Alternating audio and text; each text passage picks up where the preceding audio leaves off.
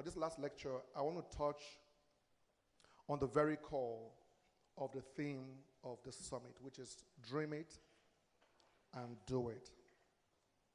And the core of my reflection is that we need to raise a generation that will wise up.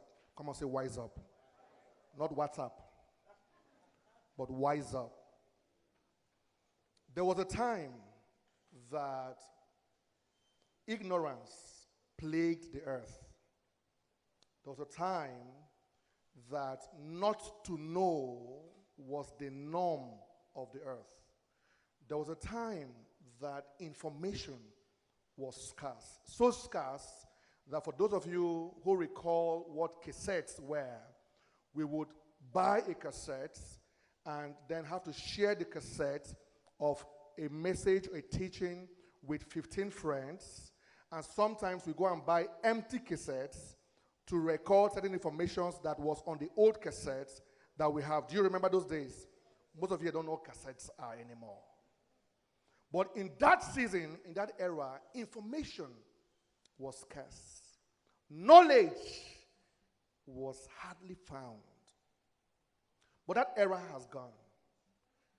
Today, knowledge is everywhere. On social media, in classrooms, in summits like this, that is happening more and more everywhere. Before, you would need to pay 100,000 to attend a summit like this. Today, you don't have to. There's a time that you could claim that you are where you were because of what you didn't know. But today, knowledge is everywhere. There is an overflooding of knowledge across the world today.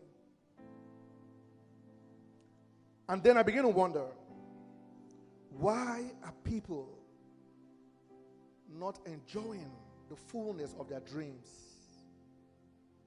with such flow of information and knowledge? Ignorance is the opposite of knowledge. Do you agree? But let me rephrase that. Ignorance is the opposite of valid knowledge. Because in this generation, we need to begin to distinguish knowledge. There is a knowing that is not valid. There is a knowing that is valid. The same way that a number of things needs to be redefined, even marriage. Now, people are married in different ways.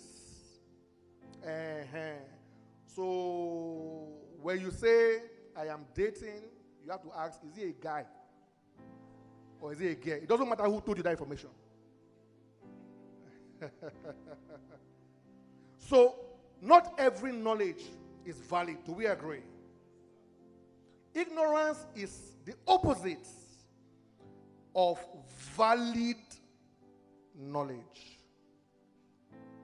But laziness is still worse than ignorance. Because sometimes you cannot help but be ignorant. I am an architect. I don't know what pharmacist Isaac knows as a pharmacist. Not because I don't want to know. I cannot know. You know what I'm saying? So I am ignorant of pharmaceutical science, because I cannot help it. I am a trained architect. I am ignorant in the knowledge of pharmacy. Sometimes you cannot help but be ignorant over certain issues of life. But you can always help laziness. Laziness doesn't happen by chance. Laziness is deliberate, intentional uselessness of your life. Put in Oxford, Apeh Harrison. Ignorance is bad, but ignorance is not as bad as laziness. I'm saying this because we need to know how to do it. We have taught you enough to dream big. You have finished dreaming. Do it. So laziness is worse than ignorance. We all agree on that. But I came to an awareness recently that foolishness is worse than laziness. Don't laugh yet. Laziness is as bad as it gets. Laziness stinks. Laziness is a curse. You need deliverance. But foolishness is worse than laziness. What scares me about foolishness is not the fact that it is worse than laziness, is that to be foolish, you need to know. You cannot be ignorantly foolish. Foolishness requires knowledge. Because, follow me carefully now, foolishness is the opposite of wisdom, as much as ignorance is the opposite of valid knowledge. Wisdom is your ability to apply valid information. Foolishness is your refusal, not inability. Is your refusal to apply valid knowledge. You may be ignorant, it is bad. If you are lazy, it is worse. If you are foolish, you have died. There is nothing else to do for you. Because you need to know to be foolish.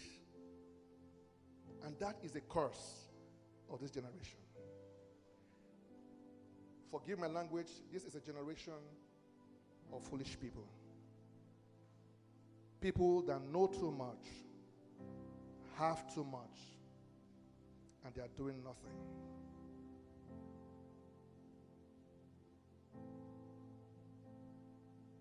Foolishness is what I define as mental suicide. Suicide is a kind of death that you brought on yourself intentionally. Death may come, but suicide is a man that decides to end his life before his days. And that is why this summit meant so much to me. Because when I read through pages on the social media, I see so much knowledge. And then I look at the life of the handler of the page, and there's nothing to show. You are quoting Martin Luther King. You are quoting Barrister Ocholi, Isaac Onoja, Sam Ikani. You haven't given us new principles, 10 principles of success. Hi. Someone sent me a message on Instagram. If you go to my page, it's there. When we're publishing this summit, he said, I'm an orphan. Please, I need 3,000. Oh, are you the one? Oh, you saw it. I would have called you here now to learn something. I need 3,000. I just lost my cleaning job. I'm done with my lecture. I'm done. So, what I asked myself, don't show me again. I said, I'm done. I have 5 more minutes. I want to give it up. I want to dash you. But what came to my mind is, what did he use to send me that message? He has data. He has a phone. And certainly, he has a hand. If his hand cannot work for him, he can sell his phone. And I can promise you that his phone is more than 3,000. Like my friend Ekele will say, who did this to us? A generation blessed with the greatest resource, with the shortest and smallest growth, especially on this side of the world. It is time to do it. You have dreamt enough. Morning has come. Wake up. People dream at night. They walk in the morning. You have been dreaming. Nighttime. It's 7 a.m. Wake up and do it. God bless you. I love you.